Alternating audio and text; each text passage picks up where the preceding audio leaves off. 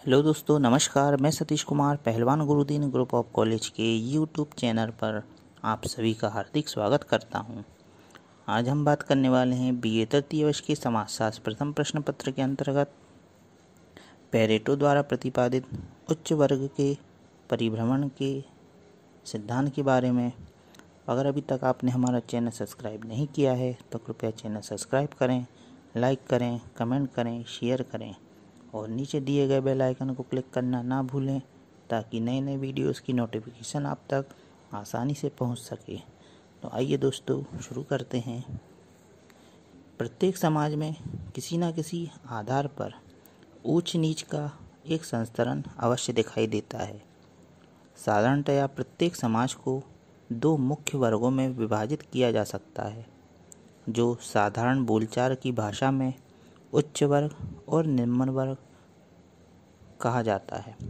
उच्च वर्ग के लोगों के हाथों में सत्ता अथवा शक्ति होती है, जिसके सदस्य अधिक बुद्धिमान, चतुर, कुशल और प्रत्येक कार्य करने में समर्थ होते हैं।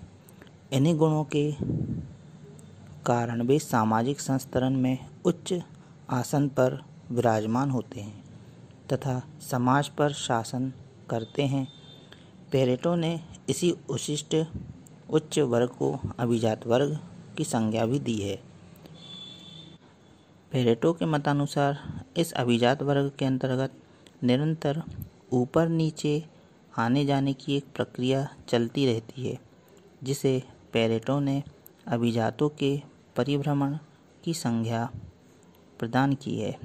अन्य शब्दों में हम कह सकते हैं कि सामाजिक संस्तरण की एक प्रमुख विशेषता यह होती है कि कोई भी वर्ग, विशेषकर अभिजात वर्ग, अधिक स्थिर नहीं होता। अपने जीवन में प्राप्त सफलता या असफलता के अनुसार निम्न वर्ग के व्यक्ति उच्च वर्ग में आ सकते हैं तथा उच्च वर्ग के लोग निम्न वर्ग में आ सकते हैं। इस परिभ्रमण की गति प्रत्येक समाज में समान नहीं होती, परंतु परिभ्रमण की प्रक्रिया प्रत्येक समाज में होती अवश्य है, क्योंकि कोई भी वर्ग पूर्णतया बंद वर्ग हो सके यह संभव ही नहीं। वास्तव में प्रत्येक समाज में किसी न किसी गति से अभिजातों के परिभ्रमण की प्रक्रिया निरंतर चलती रहती है। यद्यपि इस प्रक्रिया के परिभ्रमण को अधिक प्रोत्साहन प्राप्त नहीं होता। इसी प्रकार अभिजातों के परिभ्रमण की तीव्रता प्रत्येक समाज को अलग अलग होती है, फिर भी यह हमेशा होने वाली एक प्रक्रिया है। संक्षेप में, अभिजातों के परिभ्रमण की गति तथा तीव्रता एक समाज से दूसरे समाज तथा एक समय से दूसरे समय के अनुसार परिवर्तित होती है, परंतु यह हर समय में तथा हर समाज में अवश्य होती रहती है। संक्षेप में हम कह सकते हैं कि वर्गों में नीचे से ऊपर और ऊपर से नीचे जाने वाली प्रक्रिया प्रत्येक समाज में चलती रहती है। इसके तीन प्रमुख कारण माने गए हैं। पहला, कोई भी वर्ग पूर्णतया बंद नहीं हो सकता। दूसरा, अभिजात वर्ग शक्ति के अधिकारी होते हैं और यह शक्ति उन्हें भ्रष्ट कर देती है तथा उनका पतन होता है। तीसरा, नीचे के वर्ग में भी कुशल और बुद्धिमान व्यक्ति होते हैं, जो कि ऊपर की ओर चढ़ते जाते हैं। समाज में इस अभिजात वर्ग का प्रभुत्व होता है, परंतु वे परिस्थितियां जिन पर उनका प्रभुत्व निर्भर है परिवर्तनशील होती है। परिस्थितियों के परिवर्तन के साथ साथ इनका प्रभुत्व भी परिवर्तन होता रहता है। नई शक्ति के प्रकट हो जाने पर नए अभिजात वर्ग का जन्म होता है और पुराना अभिजात वर्ग स्वतः ही नष्ट हो जाता है। पेरेटो के मतानुसार अभिजात वर्ग अधिक दिन तक स्थिर तथा जीवित नहीं रहता।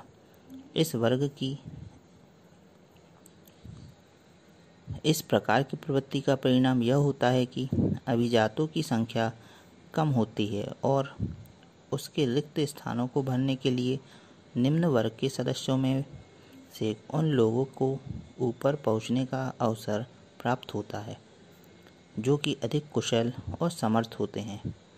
अभिजात वर्ग में पाई जाने वाली कमी की पूर्ति भी इसी प्रकार होती है।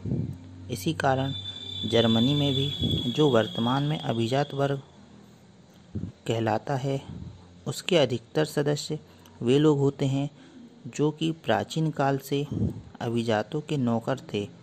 अतः स्पष्ट है कि अभिजात वर्ग का समापन उनकी संख्या में निरंतर कमी होते रहने के कारण तथा उनके गुणों की समाप्ति के कारण होता है। उनके रिक्त स्थानों को निम्न वर्ग के सदस्य भरते रहते हैं। संक्षेप में हम कह सकते हैं कि अभिजात वर्ग समाज का शासन करते हैं, परंतु अपनी कब्र को भी स्वयं ही खोदते हैं। इसलिए पेरेटो ने स्पष्ट कहा है कि इतिहास कुलीन तंत्रों का कब्रिस्तान कहा गया है। अभिजात वर्ग में परिभ्रमण की इस अवधारणा को भारतीय पृष्ठभूमि पर भी लागू किया जा सकता है। इसका सर्वोत्तम उदाहरण भारतीय जाति प्रथा है। पहले जातीय स्तर में ब्राह्मणों की स्थिति सर्वोच्च थी और संपूर्ण जाति व्यवस्था इन्हीं की प्रतिष्ठा पर निर्भर थी। प्राचीन भारत में पुरोहित राजाओं का भी उल्लेख प्राप्त होता है।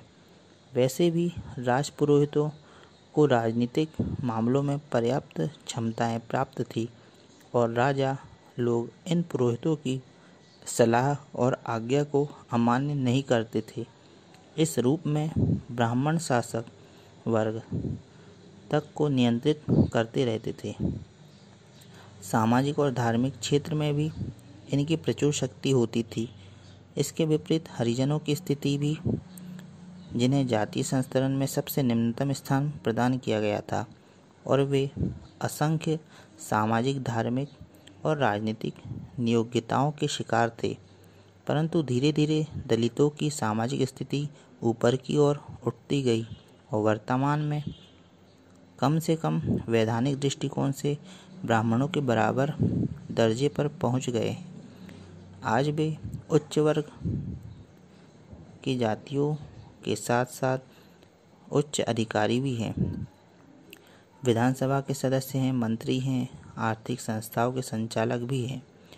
दूसरी ओर ब्राह्मणों का प्रभुत्व आज पर्याप्त कम होता दिख रहा है। वे अपने पहले की बुद्धिमत्ता, कुशलता, सामर्थ्य और शौर्य को खोकर धीरे धीरे नीचे की ओर उतरते जा रहे हैं, अर्थात उनकी पूर्व प्रतिष्ठा व स्थिति से उनका पतन हो रहा है और उनके स्थान पर निम्न जाति के सदस्य ग्रहण करते जा रहे हैं। इस प्रकार भारत की सामाजिक पृष्ठभूमि पर ऊपर से नीचे और नीचे से ऊपर आने जाने का परिभ्रमण हो रहा है। इसी प्रकार ब्रिटिश शासनकाल में भारतवर्ष में जो लोग शासक थे, शक्तिवाद तथा प्रभावशाली थे, आज उनका पतन हो चुका है और उनके रिक्त स्थानों पर आज वे लोग हैं जिन्हें ब्रिटिश सरकार दबा कर रखना चाहती थी, जेल में बंद कर दिया जाता था और जिन पर लाठी और गोलियों की वर्षा की जाती थी, जिन्हें वे काला आदमी या गुलाम की संज्ञा देते थे, उनका आज भारतीय सामाजिक व्यवस्था के नाम तक मिट गया है। वे चले गए हैं, उनका कब्रिस्तान मात्र भारत में रह गया है। भारतीय पृष्ठभूमि पर अभिजात वर्ग के परिभ्रमण का इससे बेहतरीन उदाहरण देखने को नहीं मिल सकता। तो दोस्तों, आज हमने पेरेटो द्वारा प्रतिपादित उच्च वर्ग के परिभ्रमण की सिद्धांत की व्याख्या की। आपको यह वीडियो कैसा लगा कमेंट बॉक्स में अवश्य लिखें। नए वीडियो के साथ मैं आपके समक्ष पुनः उपस्थित होऊंगा। तब तक के लिए नमस्कार, धन्यवाद।